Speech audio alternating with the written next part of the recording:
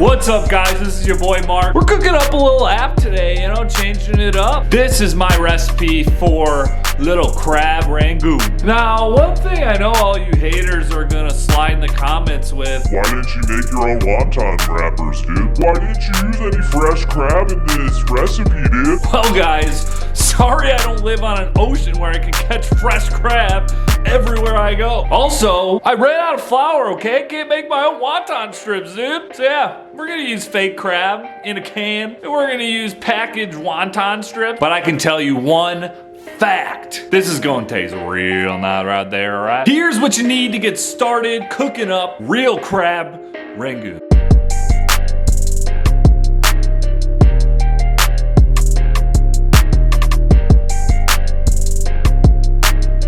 Dang, I should have picked the song Green Onions for this video, What we gotta do is put all the ingredients in a bowl. We're gonna mix them up. We're gonna take our wonton strips, put about a fat spoonful right in the middle. Then we're gonna crimp them. We're gonna put them in a muffin tray, and then we'll be ready to cook.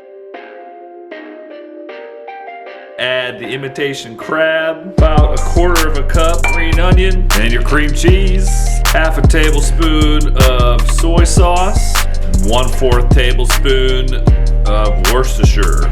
Mix it up.